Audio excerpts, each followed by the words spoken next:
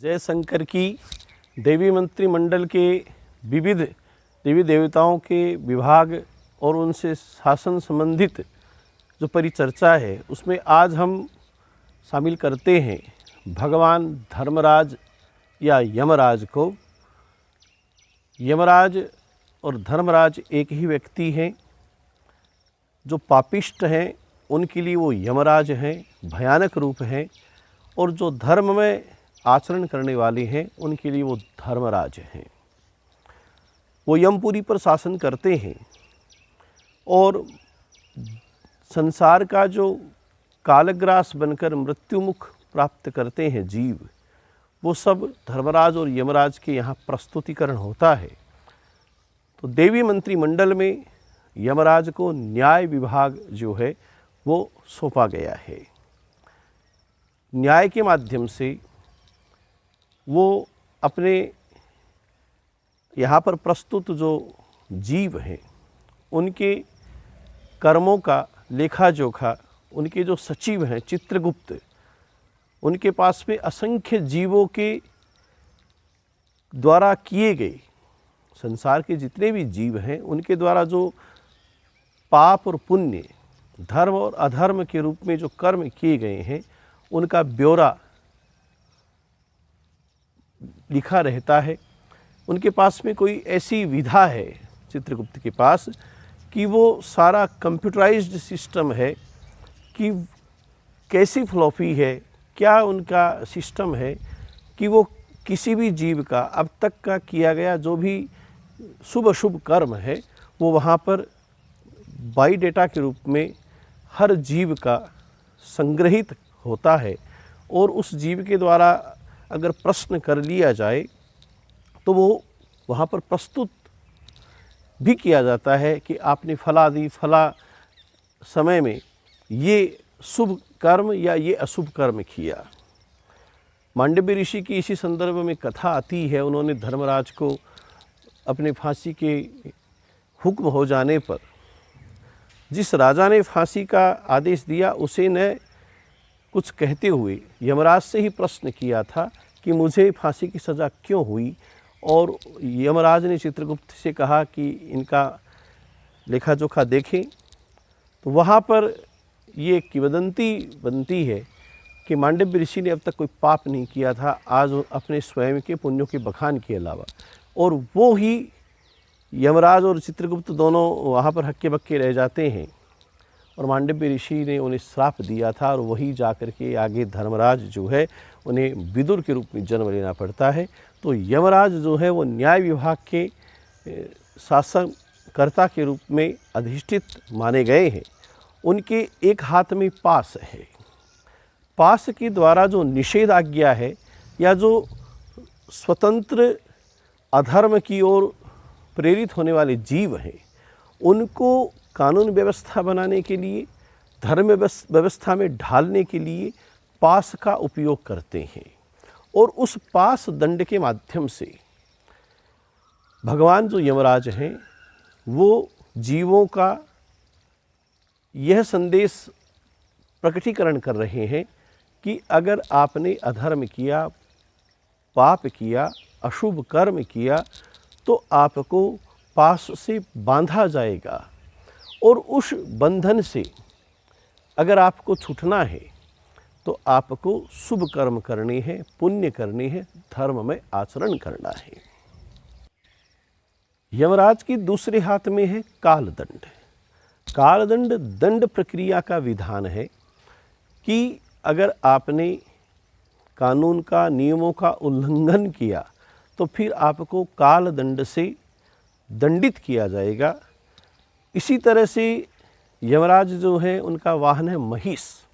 महिष का जिस तरीके से स्वरूप है, आकार है, रंग है, वो भयावह रूप है।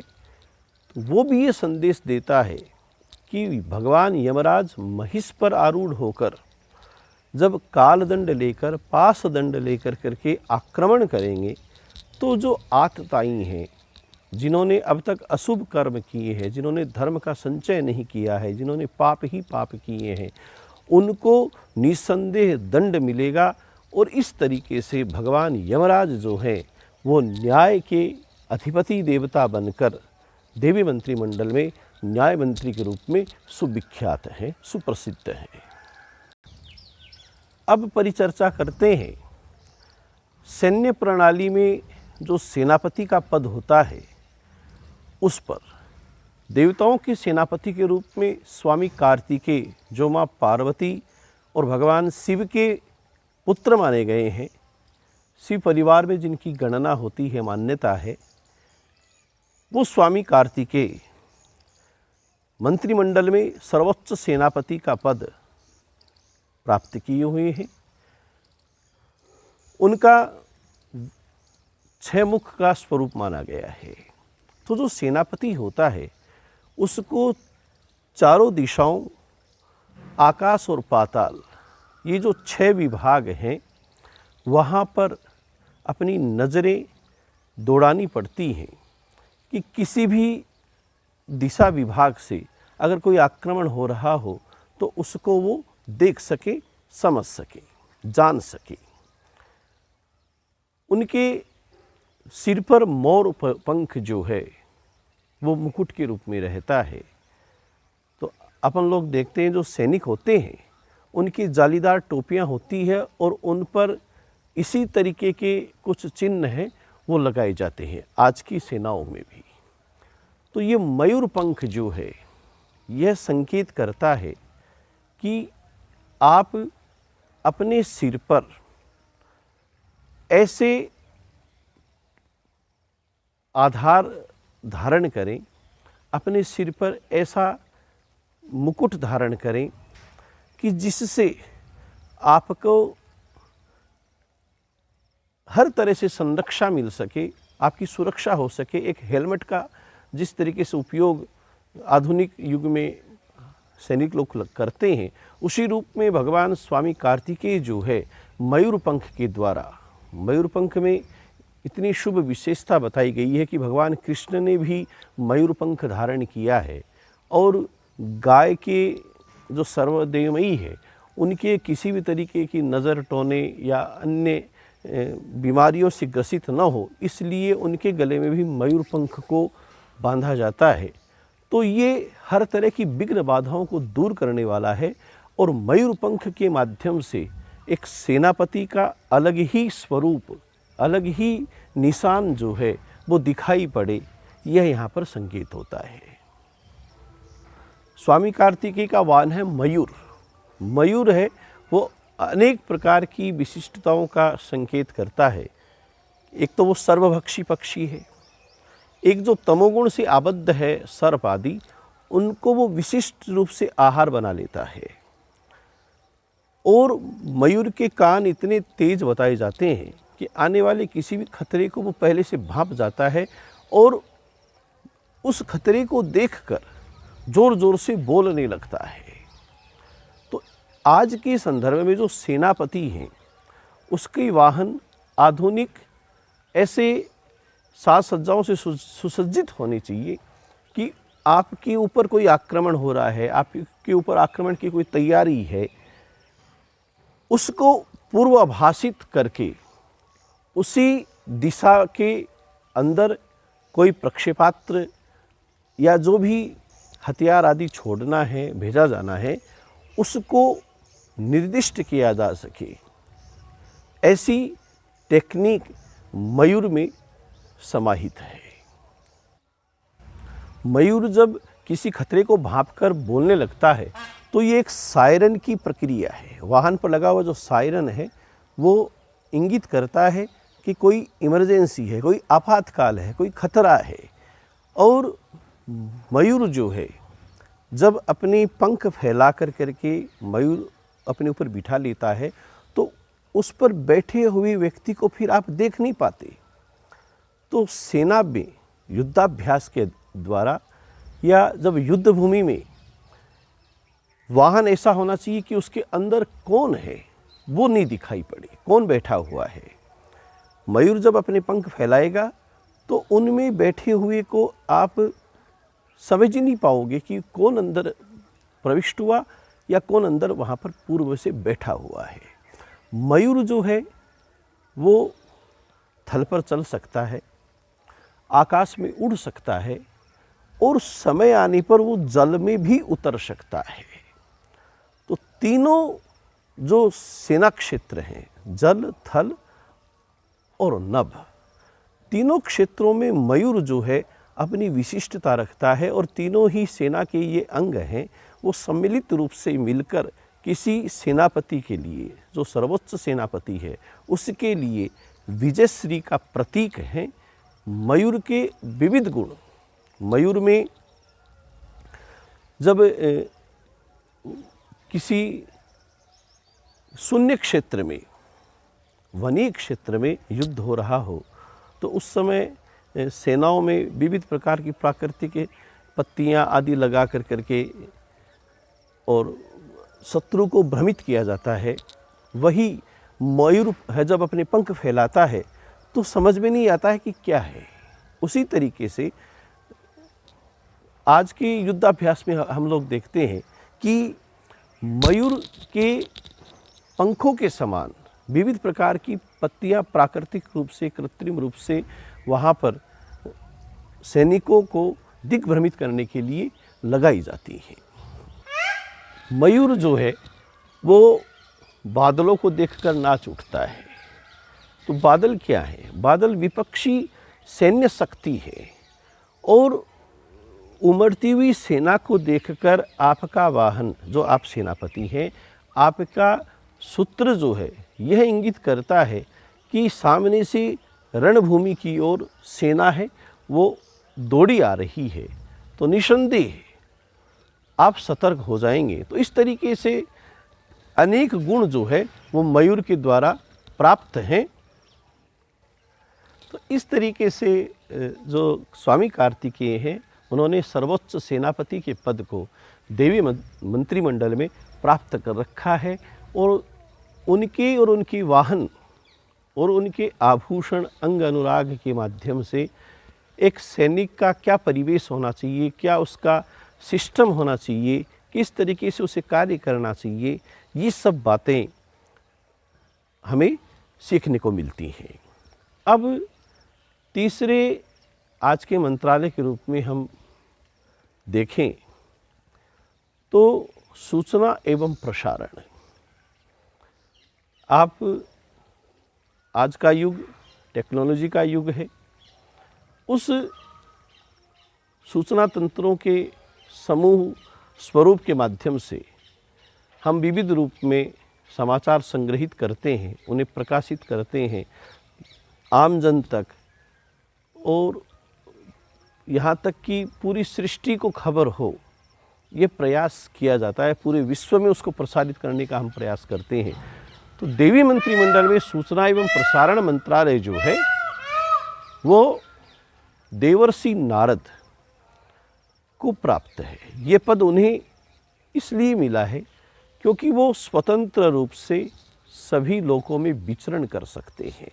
ब्रह्मा के मानस पुत्र हैं, ब्रह्मा के मन से उनकी उत्पत्ति हुई है और वीणा लेकर श्रीमन नारायण नारायण का उच्चारण करते हुए वो 14 भुवनों में, 14 लोकों में, पृथ्वी जो 8वां लोक है, अपने से ऊपर 7 लोक हैं, अपने से अधय जो है, अपने से नीचे जो है वो 6 लोक हैं। तो इस तरीके से 14 भुवनों में जिन्हें जाने का अधिकार है, जो देवताओं के पास जा सकते हैं, जो पृथ्वी लोक पर मनुष्यों के पास आ सकते हैं, जो पाताल में राक्षसों के पास जा सकते हैं, वहाँ से स्पष्ट रूप से सूचनाएं प्रदान करना कि देवता क्या कार्य कर रहे हैं, राक्षसों को जानकारी देती, राक्षस क्या कर रहे हैं, देवताओं को जानकारी देती। और स्पष्ट वक्ता, एक सूचना प्रसारण विभाग को देखने वाले के लिए एक पत्रकार की जो शैली होती है, पत्रकार निर्भीक होना चाहिए, कहीं भी आ जा सके, स्पष्ट वक्ता होना चाहिए, उसकी लेखन शैली ऐसी होनी चाहिए कि उससे आम जन को जो लाभ है वो भी ज्ञात हो जाए और इस कार्य के द्वारा ऐसी हानि होगी उसका भी परिभान हो जाए। तो देवर्षि नारद जो हैं वो सभी लोकों में समाचारों का आदान प्रदान करते हैं, सूचनाएं संग्रहित कर कर दूसरों तक पहुंचाने का कार्य करते हैं।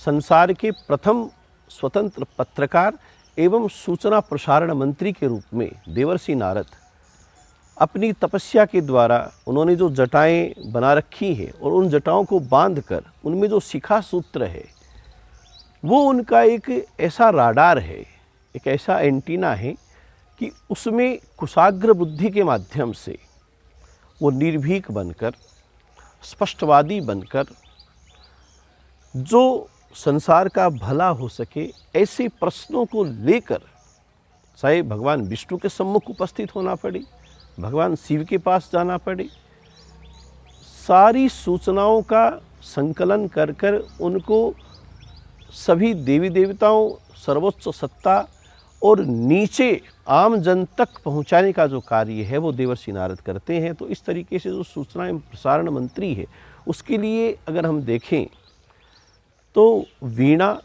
एक टेक्नोलॉजी का उनका साधन कि उसमें वो राग रागिनियों के माध्यम से देवर्षि नारद विद्वान हैं, उन्हें पूर्व संकेत चाहे वो ज्योतिष के माध्यम से हो, आयुर्वेद के माध्यम से हो, अपनी तपस्या के माध्यम से वो सभी विषयों को संग्रहित कर करके उनके सुलभ प्रयोगों के माध्यम और अनुसरण सिद्धांतों के द्वारा उन्होंने आम जन को कैसे लाभ हो, सारे मनुष्यों का, सारे जीवों का कैसे उद्धार हो, एक संत की दयालुता प्रकट करते हुए नारद जी सूचना एवं प्रसारण मंत्री के रूप में देवी मंत्रिमंडल में प्रमुख स्थान रखते हैं।